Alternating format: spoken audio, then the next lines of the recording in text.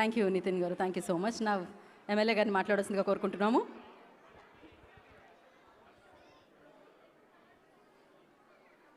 అందరికీ నమస్కారం. ఈరోజు ఆస్ట్రేలియా దేశంలో మెల్బోర్న్లో తెలుగుదేశం పార్టీ మహానాడు కీర్తిశేషులు నందమూరి తారక రామారావు గారి 104వ జయంతి. ఈ సందర్భాన్ని పురస్కరించుకొని ఈ కార్యక్రమం ఈ ప్రాంతంలో ఇంత ఘనంగా నిర్వహించడం, ఈ కార్యక్రమంలో ఇక్కడ ప్రెసిడెంట్గా ఉన్నటువంటి అదేవిధంగా ఆ కమిటీ కానీ శ్రీకాంత్ కానీ సుమా కానీ వాళ్ళ కమిటీ అందరూ కూడా బ్రహ్మాండంగా కూడా ఈ కార్యక్రమాన్ని ఇక్కడ చేయడం చాలా సంతోషం అని చెప్పి సందర్భంగా తెలియజేసుకుంటున్నా. అయితే ఈ సందర్భంలో ఒక 2-3 విషయాలు మనం గుర్తుపెట్టుకోవాల్సినటువంటి అవసరం ఉంది. ఈరోజు తెలుగు వాళ్ళందరూ కూడా ఇంత పెద్ద కార్యక్రమం చేయడం కానీ, ప్రపంచం మొత్తం అంటే ప్రపంచంలో ఉన్నటువంటి అన్ని దేశాల్లో తెలుగువారిని ఏకం చేసినటువంటి వ్యక్తి, అదేవిధంగా తెలుగువారు ధైర్యంగా నేను తెలుగువాడిని అని అటు గతంలో మద్రాసీలుగా మనల్ని ఢిల్లీలో చూస్తూ ఉంటే తెలుగువారు కూడా కాలరెత్తుకొని తిరిగేటువంటి పరిస్థితి ఈరోజు కల్పించినటువంటి మహానుభావుడు కీర్తిశేషులు నందమూరి తారక రామారావు గారు. అదేవిధంగా ఈరోజు ఈ వేదిక పైన నాలాంటి రాజకీయాల్లో చిన్నప్పుడే వచ్చినటువంటి వ్యక్తిగా అప్పలనాయుడు లాంటి సామాన్యమైనటువంటి కార్యకర్త ఈరోజు ఒక పార్లమెంటు సభ్యుడిగా ఈ వేదికపై నుంచి మాట్లాడడం కానీ, ఒక రాజకీయ పార్టీలో గుర్తింపు రావాలంటే కీర్తిశేషులు నందమూరి తారక రామారావు గారు ఆ రోజు రాజకీయంగా పెట్టినటువంటి భిక్ష అని చెప్పి సందర్భంగా కూడా ఒకసారి గుర్తు చేసుకుంటూ, నటనా జీవితంలో ఎన్టీ రామారావు గారంటే ఒక రాముడో కృష్ణుడో కనపడతాడు. మనము దేవుణ్ణి డైరెక్ట్గా చూడలేకపోయినా దేవుని స్వరూపం మనం ఒకసారి మనసులో పెట్టుకుంటే అది నందమూరి తారక రామారావు గారి రూపంలో కనపడుతుంది. అదేవిధంగా ఒక ప్రభుత్వ ఉద్యోగి నుంచి, సామాన్యమైనటువంటి కుటుంబం నుంచి నటనలో కీర్తించబడి, అదేవిధంగా రాజకీయాల్లో ఆయన భారతదేశ చరిత్రలోనే 9 నెలల్లో పార్టీ పెట్టి అధికారంలోకి తీసుకొచ్చినటువంటి ఏకైక వ్యక్తి, భారతదేశ చరిత్రలో చిరస్థాయిగా నిలబడినటువంటి వ్యక్తి నందమూరి తారక రామారావు గారు. ఆయన రాజకీయాలు ఆ రోజు చాలామంది మాట్లాడారు. రాజకీయాలు మరి నాటకాలు వేసేవాడికి ఏం తెలుస్తుందని ఆ రోజు మాట్లాడినటువంటి వాళ్ళు చాలామంది ఉన్నారు. ఆయన రాజకీయ పార్టీ పెట్టి అధికారంలోకి వచ్చిన తర్వాత పేద బడుగు బలహీన వర్గాలకు ఆ రోజు ఆయన ఇచ్చినటువంటి 2 రూపాయల కియో బియ్యం కానీ, పక్కా గృహాలు కానీ, మరి ఏ కార్యక్రమం సంక్షేమం ఆ రోజు పెట్టాడో ఈరోజు భారతదేశంలో అన్ని రాజకీయ పార్టీలు ఈ రోజు దాకా కొనసాగిస్తున్నారంటే ఆయన ముందు చూపు మనకు అర్థమవుతుంది. అటువంటి స్ఫూర్తి ఈరోజు తెలుగు వారందరికీ కూడా మనకిచ్చారు. ఎక్కువసేపు ఎందుకంటే చాలాసేపు నేను మాట్లాడకపోయినా అటువంటి వ్యక్తి గురించి ఒకసారి మనం స్మరణ చేసుకోవాల్సినటువంటి సందర్భం ఇది. కాబట్టి ఈ సందర్భంగా కూడా మీకు తెలియజేసుకుంటూ, ఈరోజు ఈ వేదిక పైన నిలబడి మాట్లాడేటువంటి నాలాంటి వాళ్ళు ఎంతోమందికి రాజకీయ జీవితాన్ని ఇచ్చినటువంటి వ్యక్తి, ఆ రోజు సామాన్యమైనటువంటి బడుగు బలహీన వర్గాల నుంచి చదువుకున్నటువంటి వ్యక్తులు ఈరోజు చాలామంది మాట్లాడుతూ ఉన్నారు. జన్జీ అని కానీ, మరి భారతదేశంలో కొత్తగా కూడా యువతలో ఒక నిస్పృహ ఉంది అనేటువంటి విషయాలు చాలామంది మాట్లాడుతూ ఉన్నారు. ఎప్పుడో 44 సంవత్సరాల క్రితం రాజకీయ పార్టీ పెట్టి ఆ రోజు దాదాపు 45-50% యువకులకు, చదువుకున్న వాళ్ళకి ఆ రోజు శాసనసభ్యులుగా అవకాశం కల్పించినటువంటి భగవంతుడు ఈరోజు ఎన్టీ రామారావు గారు అని చెప్పే సందర్భంగా కూడా ఒకసారి నేను గుర్తు చేస్తూ ఉన్నా.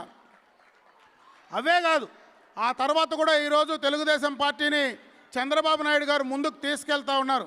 ఆయన తర్వాత ఈ పార్టీని సక్రమంగా సరైన రీతిలో అన్ని సంక్షేమ కార్యక్రమాలు, మరి ఆనాడు ఎన్టీ రామారావు గారి వారసత్వంగా ఆ రోజు ఏదైతే ఆయన ఆశయాలకు అనుగుణంగా ఈరోజు తెలుగుదేశం పార్టీ ముందుకు వెళ్తూ ఉంది.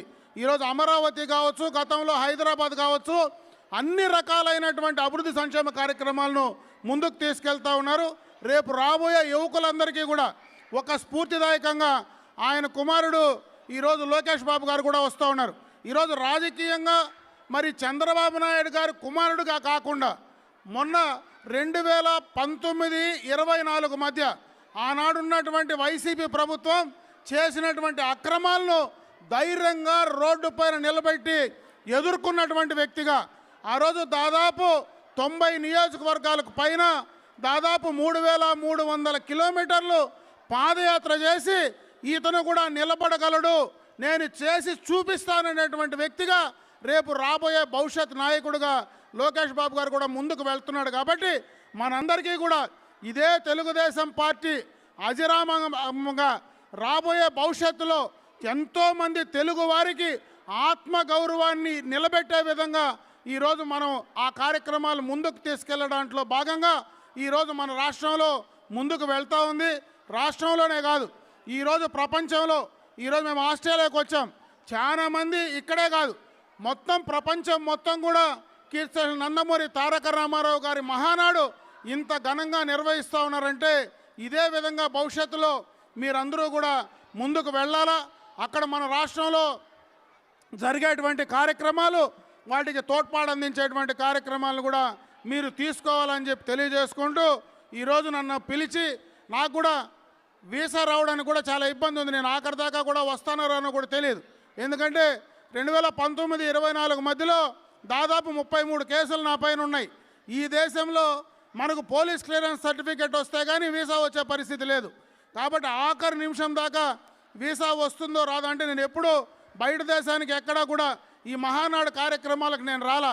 ఇక్కడ సుమంత్ కానీ అదేవిధంగా మీ అధ్యక్షుడు శ్రీకాంత్ కానీ వీళ్ళు కంటిన్యూస్గా మానిటర్ చేసి నువ్వు ఖచ్చితంగా రావాలంటే, అందుకే కూడా 4 సార్లు రిజెక్ట్ అయితే కూడా తీసుకొని ఈరోజు ఇక్కడికి రావడం, ఆ మహానుభావుడి కార్యక్రమాన్ని మీతో కలిసి పాలు పంచుకోవడం నిజంగా కూడా చాలా సంతోషం అని చెప్పి మరొకసారి మీ అందరికి కూడా తెలియజేసుకుంటూ ఈరోజు మిమ్మల్ని అందరినీ చూసి మాట్లాడి కలిసేటువంటి అవకాశం కలిగించినటువంటి తెలుగుదేశం పార్టీకి మరొక్కసారి మనస్ఫూర్తిగా కూడా మీకందరికి కూడా ధన్యవాదాలు తెలియజేసుకుంటూ సెలవు తీసుకున్నా. జై హింద్, జై ఎన్టీఆర్.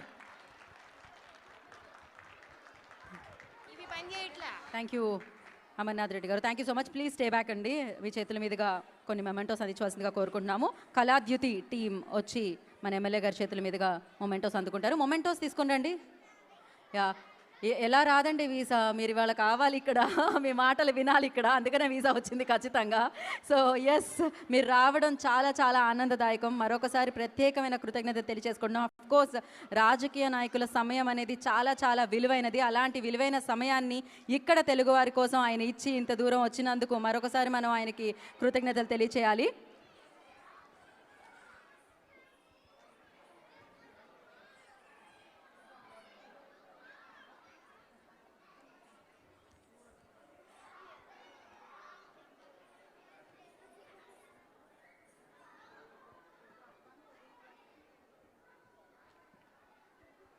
ఓకే, ఒక పిక్చర్ ఆఫ్టర్ దిస్.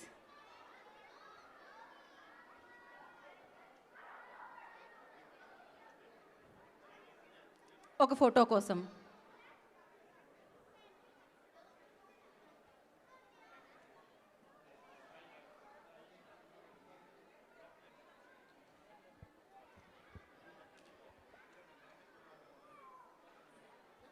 ఒక్క నిమిషం సార్, మీరు ఇంకొంచెంసేపు మేము వేదిక మీద ఉంచాలనుకుంటున్నాం. హరీష్ గారిని లేదు సార్, అంతే. హరీష్ గారిని కూడా వేదిక మీద జాయిన్ అవ్వాల్సిందిగా కోరుకుంటున్నాం, మన ఎంపీ గారిని. అలాగే అప్పలనాయుడు గారిని కూడా వేదిక మీద జాయిన్ అవ్వాల్సిందిగా కోరుకుంటున్నాం. అండ్ అలాగే మన Melbourne Telugu Desam party president Srikanth గారిని వేదిక మీద రాష్ట్రంగా స్వాగతం పలుకుతున్నాం. వైస్ ప్రెసిడెంట్ సుమ గారిని along with all the committee members I request please join the stage అండి ఫర్ వన్ ఫోటో ఆప్. ఒక ఫోటో ఆప్ కోసం so Melbourne Telugu Desam party committee members అందరినీ కూడా వేదిక మీదకి ఆహ్వానం పలుకుతున్నాము. అప్పలనాయుడు గారిని వేదిక మీద రాష్ట్రంగా స్వాగతం పలుకుతున్నాము. సార్ ఆఫ్టర్ దిస్ ఒక 2 నిమిషాలు.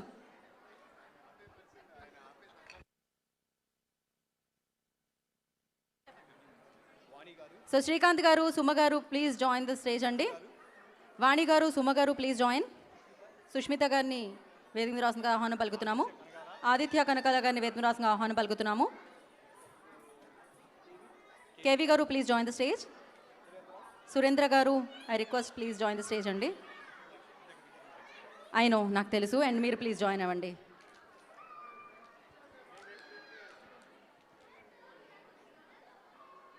రండి శ్రీకాంత్ గారు ప్లీజ్.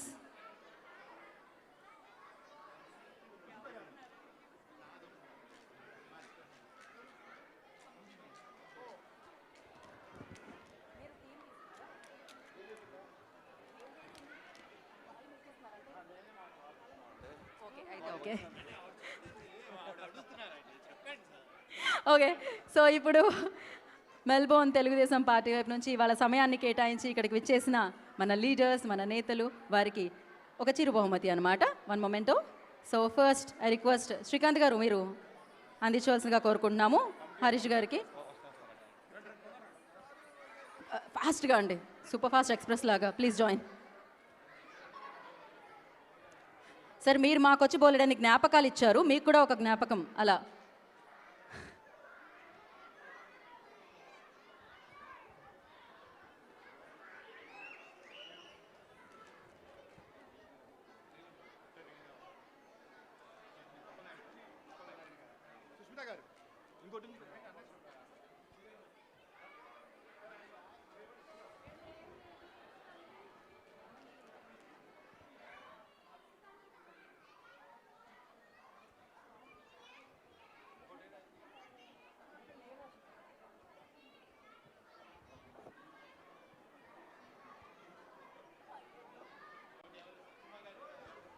సుమ గారు చూసారండి ఎన్ని పనులు జరుగుతున్నాయో ఇక్కడైతే, ఎంత కష్టపడుతున్నారో ఒక ప్రోగ్రామ్ని చేయడానికైతే. ఖచ్చితంగా ఇంతమందిని కలపాలి, ఇన్ని ఆర్గనైజ్ చేయాలి అంటే చాలా సమయం అండ్ చాలా కష్టం ఉంటుంది. సో దానికి ఫలితాన్నే ఇప్పుడు మనం చూస్తున్నాము.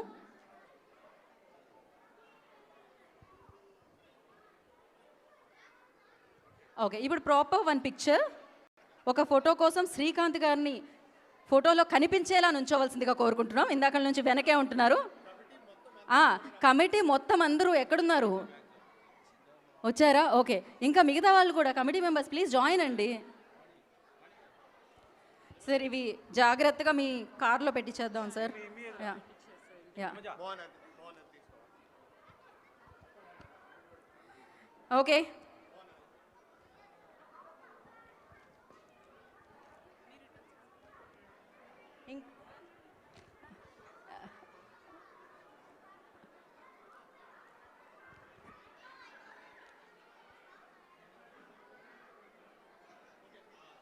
ఓకే,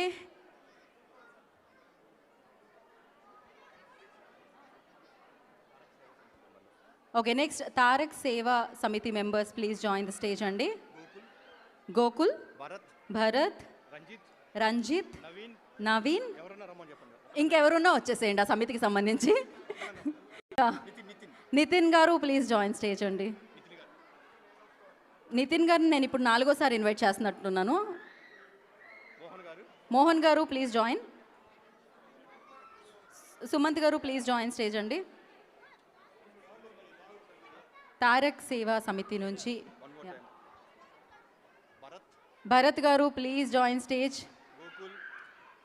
గోకుల్ గారు, రంజిత్ గారు ప్లీజ్ జాయిన్ స్టేజ్ అండి.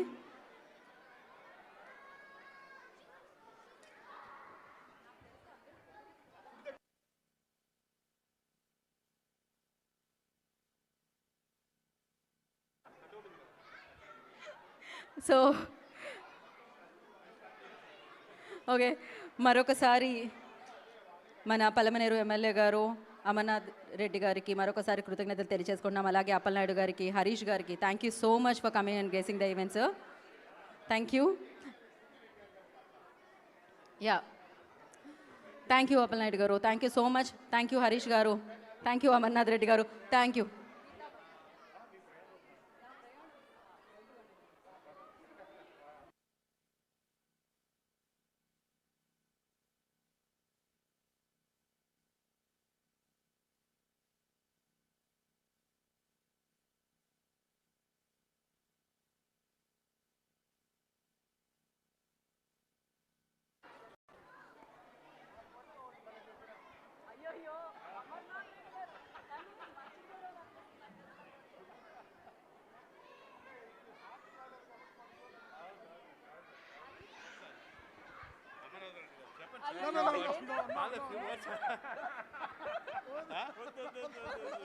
నన్ను మరీ అంత ఫేమస్ చేయాలని అనుకోకండి.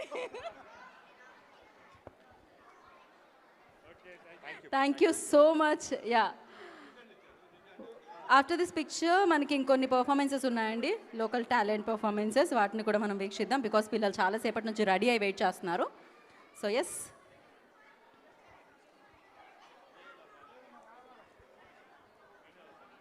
అలాగే ఇవాళ ఈ కార్యక్రమాన్ని ఇంత సజావుగా ఇంత చక్కగా జరుపుకున్నాం అంటే దానికి కారణం స్పాన్సర్స్.